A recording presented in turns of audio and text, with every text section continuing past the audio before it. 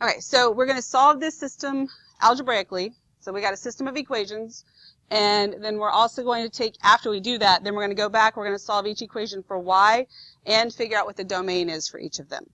Okay, so starting right on that page in your ISN, what page is it? 93. Okay. I want you to title this Solving Systems. You can add all the rest of the title from that paper if you want to, but it's really long. All that really matters is you've got to be able to solve all kinds of systems. So let's just start by rewriting what we have. We have 2 times e to the x plus 3 e to the y equals 5. Then 2e to the x minus e to the y equals 3. All right, so we've got 2 equations and 2 variables. We've got different ways to solve systems. Calculator's not an option right now to solve it. So what would be the best possible way to do it? Yeah, so we'll do like elimination instead of substitution, right? That's what I would do. So I'm going to rewrite the first one. 2 times e to the x plus 3 e to the y equals 5. So we're going to do elimination. All I have to do is multiply the denominator by a -1. So 2 e to the x plus e to the y equals -3. Okay. And then system should not be that scary of a thing anymore. So those cancel out, and I get 4 e to the y equals 2. Okay, everybody good so far? Still got to solve for y, though, so what do I do next? Divide by 4, right? So I get e to the y equals what? 1/2. Now, to get the y out of the exponent, what do? Natural log of both sides. So the natural log of e to the y is what? Y. So this is just going to give me y equals the natural log of 1/2. There's my y value. Okay, we're leaving it in exact right now. There's my y value. Then I'm going to take that. I'm going to substitute it back into one of the 2 equations. Doesn't matter which one. Which one you want to substitute it into? I substituted it into the second one, I guess, just because the numbers were smaller. Does it really matter? No. I use the second one for whatever reason. We'll just do that. So I'm going to get 2 times e to the x minus e to the natural log of 1/2. That's an exponent, so make sure when you're writing, you can read your own handwriting, know where you're putting it, equals 3. So 2 e to the x. So e to the natural log of 1/2, what happens? What do you get with that? 1/2, right? So it's just like the other one. So you just get minus 1/2 equals 3. So now I've got to add 1/2 to both sides. And so this is going to give me 2 e to the x. Now this gives me 3.5, but I don't really want it as 3.5. I want it as an improper fraction. So what is that? 7/2.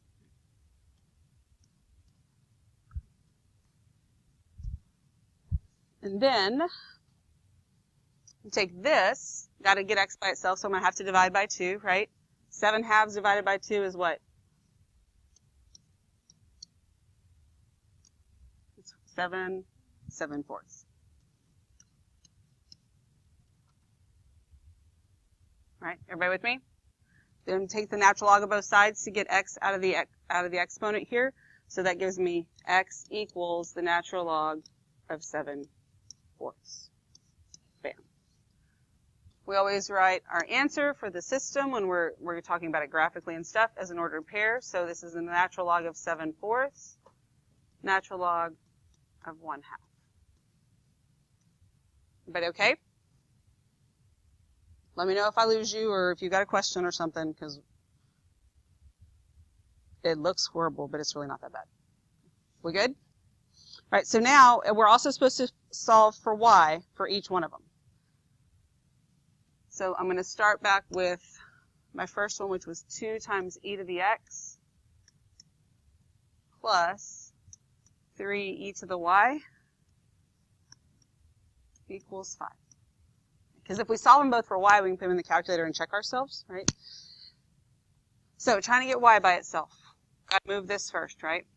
So I'm going to get 3 e to the y equals 5 minus 2 e to the x. Then what do I have to do? Divide by 3. So I'm going to get e to the y equals 5 minus 2 e to the x all over 3. What do I do to get y by itself? Natural log. So I take the natural log of both sides, and I'm going to get y equals the natural log of all of this, 5 minus 2 e to the x over 3. Now, is there anything else I can do to the right side? Like, can I distribute this natural log into the 5 and the negative 2 or anything? Can you distribute a natural log like that? Can I expand or condense this at all? I can expand it, right? I can do the natural log of the numerator minus the natural log of the denominator, right? But can I do anything with this expression here? No. And I don't have to actually expand it. I will tell you this though. When I worked through this, I got to this part, I checked my answer, it was right, it was like rock on. So then I just kept going, right? So on another problem, I got to this step, I checked my answer, and they had expanded it. So I was racking my brain like, why would they expand it on one and not the other? And sometimes keys aren't right. But the LTF stuff is rarely wrong. Like, they usually have a real good purpose behind what they're doing. So then it finally occurred to me in the second one that I was doing, the denominator had an e in it. And what are you not allowed to have in the denominator of a fraction? An irrational number. And since e is an irrational number, that's the only reason I can think of that you would absolutely have to expand. Now, if you expanded it here, you wouldn't be wrong, but you don't need to. But in the other one, if you didn't expand it, then you'd be wrong because there's an irrational number in the denominator. Does that make sense? Okay, so we have solved this for y. Now, we also need the domain before we solve for y of the other one. So how do I figure out what my domain has to even be or represent? So if I'm going to take the natural log of this mess, right? What has to be in the argument part of the natural log? What has to be true about what's in here? Has to be positive. And can it be 0? 0 is not positive or negative. So what I know then is I know that 5 minus 2 times e to the x over 3 has to be greater than 0. Does that make sense? That has to be true in order for this to work. So that basically can give me my domain, but I can't leave it like that, right? So I can multiply both sides by 3. That really just means that 5 minus 2 e to the x has to be greater than 0. So I have to solve for x here so I can know what's going on with my domain. So what would I do next? Subtract 5, right? So I'm going to subtract 5 from both sides and we get negative 2 e to the x is greater than a negative 5. Divide by negative 2, so I get e to the x. Then what? Switch it, so it's got to be less than 5 halves, because that would make it both positive, right? So then to get x, I've got to take the natural log of both sides, so that means that x has to be less than the natural log of 5 halves. And this is my domain. I can write it like this, or if I was going to write it in interval notation, since x has to be less than that, right? That means my domain goes from negative infinity to the natural log of 5 halves, and neither one of them is included. So either one of those ways kind of represents the same thing. There's my domain of that one. Everybody okay with that? Yes, ma'am. I multiply both sides by 3 to get it out of the denominator, and 3 times 0 is just 0. Yeah. So I really just the numerator part was, since there's just a value down there, it really didn't matter what it was. It's a good question. Anything else? All right, so we've solved for y on one of them, and found the domain, got to solve for y on the other one. That's why I thought you might need more than one page, just depending on how big you write. And so the other one was 2 e to the x minus e to the y equals 3.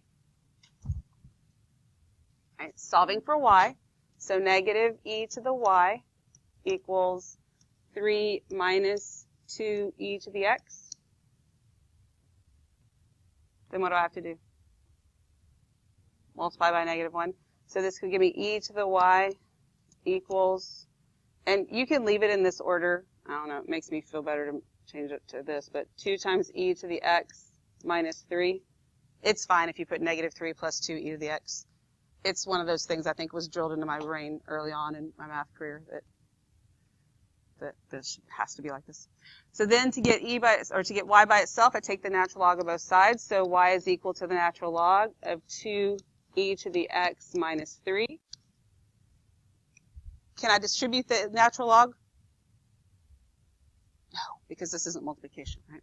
So this is solved for y. Now I got to find my domain, which means that this part in here has to be greater than 0. So 2 e to the x minus 3 has to be greater than 0. 2 e to the x has to be greater than 3. E to the x is greater than 3/2. So x has to be greater than the natural log of 3/2.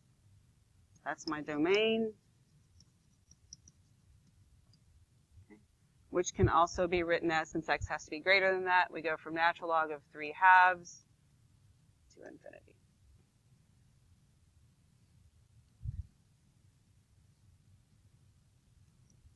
Any questions at this point? Not that bad, right? I mean, like, it looks horrible, but you know your rules. You know how to do what you need to do with logs. You just have to not be afraid of weirdness. Now, you have the calculator, because part C, which I almost thought, they don't really have to check it algebraically, but I want to make sure that you actually have some calculator skills that I think that you have and that you understand, but yeah, you just never know. So we're going to go in here, and we're going to check this algebraically. I guess I'm going to use this calculator. So we're going to type in, that's why we solved for y. So we're going to go to y equals, and we're going to type in that first one, the natural log of 5 minus 2 times e to the x. So we've got to watch our parentheses here. I need that 5 minus 2 e to the x in parentheses. That I could already opened one, I got to open another and make that 5 minus 2 e to the x. Okay, so I've got to close my parentheses for my e to the x because it opens it. I got to close my parentheses for the numerator, and then I'm going to divide by 3, close my parentheses for the denominator. This is where the 84s and the other ones kind of come in handy big time because they're a lot nicer. And then for the second one, this one's a little easier. Natural log of 2 e to the x, close those parentheses, minus 3. Everybody, did I do something wrong? Okay. Just making sure.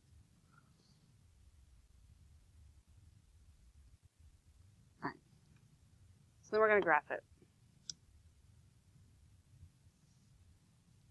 Now, we're using this to check ourselves. So y'all solve systems on the calculator, right? That's something you actually did in Algebra 2?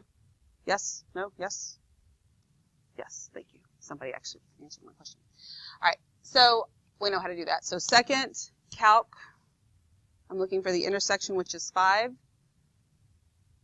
So my first curve, and it tells you up here, remember, because these are a little bit trickier to grab. Then second curve, so when I arrow to the right, oh, actually I'm already there. It just wasn't working out too nicely for my other one. And then my guess, kind of get close to it, enter. All right, so it gives me decimals, right? My order pair was not in decimals. And I don't want to have to write anything down. Did everybody get this? Everybody with me? Having issues with typing it in? We're all okay? Okay. So when you go back to your home screen, you do know that once you calculate something in the graph, that it's actually stored in there. So when I hit X and when I do alpha Y, that's the X and the Y we just got that we calculated. Okay? So I need an actual answer from you and not blank stares. Did you already know that? Did you do that in Algebra 2? You did not know that. Okay. So if you just trace and like you see things, it doesn't store it. But when you make the calculator calculate something and it gives you a result on your graph screen, it has stored it in the X and the Y. So when I came back to my home screen, I didn't have to write down the crazy decimal because I don't really care. It's not part of my answer. But it's there, and so I can do that. So I know that my X value, what we got, was the natural log of 7/4. So if I type in the natural log of 7/4, and I hit enter, it matches the x value. You see how you're checking yourself? And then if we do the natural log of, what was it, 1/2, it matches my y value. So that's how we're checking ourselves. Does that make sense to you? So yeah, anytime if you find a root or a maximum or a minimum or any of that stuff and it has actually calculated it for you on the graph screen, then when you come back and it was your x or your y, whatever it was there, then it's there until you store it on top of it. Okay? Are we good over here? Any issues typing it in or?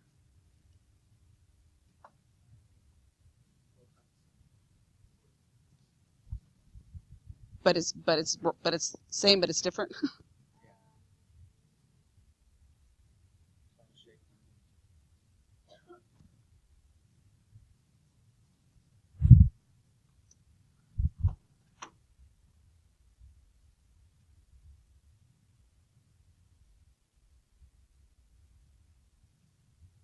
That's weird.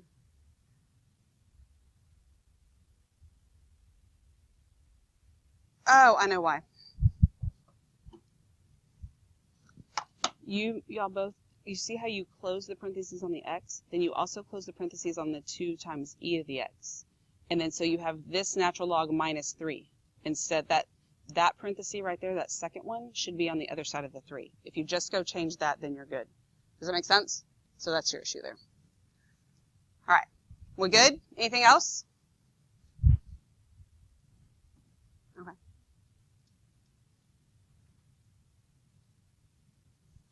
Yeah, if you were going to go and purchase a calculator and you're thinking like, well, the 83s are cheaper. I think they're harder to find because they're like archaic. But the 84s, I mean, it'll give you a lot of easier ways to type in logs, to type in fractions, to do all that kind of stuff. I'm going to see, there's an emulator, like kind of like the Wabbit. Well, see, the problem is Wabbit used to be free, and you could go like grab it off the internet. It's not there anymore. So all we have is like what we still had on our hard drives to give y'all, and none of us really saved the 84 because we don't have them in class, so it doesn't do us any good to show you up here what you can't do. But there's a different type of emulator that we have access to in the Software Center, and so I think as a student on your tablet, you may actually have access to that, so that you could download it and be able to use it on your own if you don't have your own. I'll have to look into that. All right, everybody okay with this? You feel like you can handle ones like this? Okay, so I want to start number 3 with you because I just want to make sure I'm not sure how much. I don't want to get you too lost on this stuff. So here is number 3? Yeah. So number 3. This is e to the y plus e to the x minus 6 equals 0. Yeah, well, if you want to do it on the next page in your ISN, do that too so that you have an example of this. So yeah, if you need to go onto your next page of your ISN, that's absolutely fine. I wasn't sure how much it would take though. Equals 2 times x. Because I'm just going to start you so that way you can look back here, you know how to start it, and then you can recopy it when you're actually doing it. All right, so the first thing we need to do is solve our system. Do you think elimination is the best way to do that here? Yeah, I'm going with no. So instead, substitution makes a whole lot more sense. Y is already solved for. E, it equals 2 to the x, so I'm going to substitute that in here. So I'm going to get e to the 2x power plus e to the x minus 6 equals 0. All right, so I need a way to be able to isolate my x. Any ideas on how we might approach this one? Okay, so if I add 6 to both sides, which is something I can do, then that leaves me with e to the 2x plus e to the x on the left. Is there any way to combine those? There's not really a way to combine those or anything, so moving the 6 isn't really going to help me. Now, the way it's already written for you, it's kind of a little bit of a gift. What does it look very similar to? A quadratic, okay? So let's ask ourselves, is this first term something that's squared? Yeah. What is squared to get us this first term? What times what would give me e to the 2x power?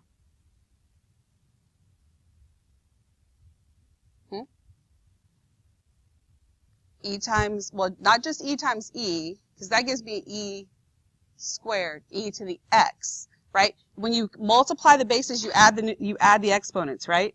So if I have e to the x and e to the x and I multiply them, that doesn't give me e to the x squared. That gives me e to the x and e to the x, because I add the two x's. That's where I get my 2x from. Does that make sense to you? So this is really like x squared and then like x, right? The e to the x is what's being multiplied. So I can try and factor this, right? So when I factor this, when I factor it, it's going to look like this. Right? So this first term is going to be e to the x and e to the x. Because if I multiply e to the x times e to the x, I get e to the 2x, right? And this is like a very simple factoring problem that looks all weird and confusing because there's e's in it, right? Then here, I need numbers that are going to multiply to give me -6 and then add to give me a 1. What's that going to be? 3 and 2. So I get a +3 and a -2. So if you think about what you get here, I'd get 3 times e to the x minus 2 times e to the x just gives me e to the x, and then that gives me -6, and bam, I have it factored. Does that make sense to you? And then you just treat it just like everything else. That's why I know that Ms. McWhorter gave you all some of those factoring ones that were like symbols, right? It was like star squared plus star times box or whatever. Because it was horrible, I know. But she did that so that when you had things like this, it didn't completely freak you out. But I wanted to start you on it because I don't know that your brains would have necessarily gone there, because there's another one on here you're going to have to factor also. But they're not that bad. Once you think about what you have to do, it's really not that bad. Then you keep going. I'm not going to do any more of this with you, but then you set this equal to 0, this equal to 0. You solve for x just like you would in any other quadratic that you had factored. Okay? And not all of them are quite as long. Actually, this one, after you get going, it's a whole lot shorter than number 1.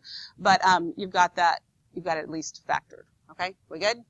So, since this is in your ISN, you might want to write like factoring exponentials or something so that you can think about what it is when you look back at it.